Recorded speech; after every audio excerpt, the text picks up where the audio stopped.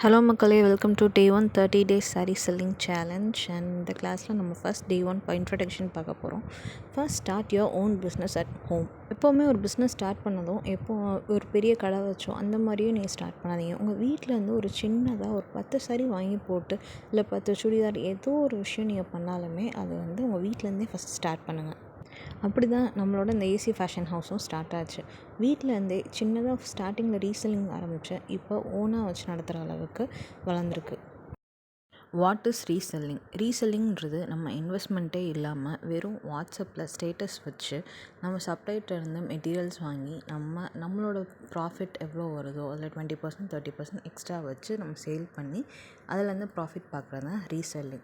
ஸ்டார்டிங்கில் இன்வெஸ்ட் பண்ண தயங்குறவங்க இந்த மாதிரி ரீசெல்லிங்லேருந்து தான் ஸ்டார்ட் பண்ணுவாங்க. ஒரு சப்ளையரோட டைப் வச்சு அவங்களோட ரீசெல்லிங் குரூப்பில் ஜாயின் பண்ணி அவங்க அனுப்புகிற ப்ராடக்ட்ஸை விட 20 and 30% எக்ஸ்ட்ரா வச்சு சேல் பண்ணுவாங்க வாட்ஸ்அப்பில் ஸ்டேட்டஸ் வச்சு. ஸோ அதுலேருந்து வர ப்ராஃபிட் ஒரு 100 ரூபாயோ 200 ரூபாயோ 50 ரூபாயோ அது அவங்களோட ரீசெல்லிங் ப்ராஃபிட்டாக இருக்கும். இதுதான் ரீசெல்லிங். எக்ஸாம்பிள், அந்த சப்ளையர் அவரோட சாரியை 500க்கு செல் பண்ணுவார்.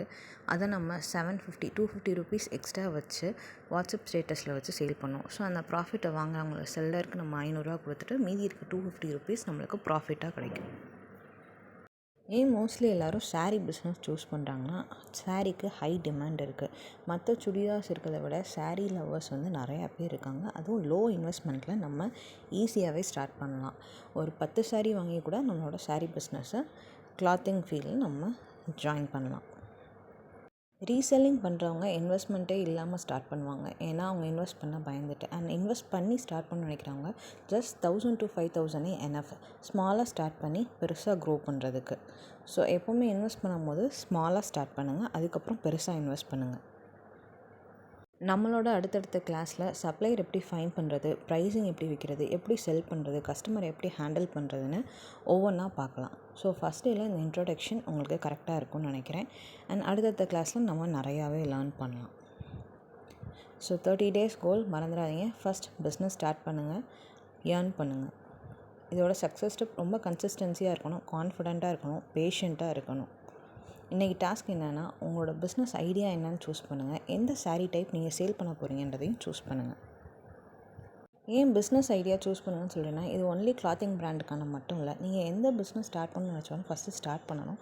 அண்ட் கிளாத்திங் பிராண்ட் சூஸ் பண்ணுறீங்கன்னா முதல்ல எந்த சாரீ டைப், நிறையா சாரீ டைப் இருக்குது, எந்த சாரீ டைப் நீங்கள் சூஸ் பண்ணுறீங்கன்றது இருக்குது. அண்ட் வரப்போகிற கிளாஸில் ஏன் சாரீ டைப்புன்னு சொல்கிறேன், சாரீனாலே மொத்தமாக தானே இருக்கும், இப்படிலாம் இருக்கும், நிறைய டவுட்ஸ் இருக்கும். நான் உங்களுக்கு எல்லாமே கிளாரிஃபை பண்ணுறேன். பிடிச்சிருந்தால் லைக் பண்ணுங்கள், ஃபாலோ பண்ணுங்கள், சப்ஸ்கிரைப் பண்ணுங்கள். தேங்க்யூ.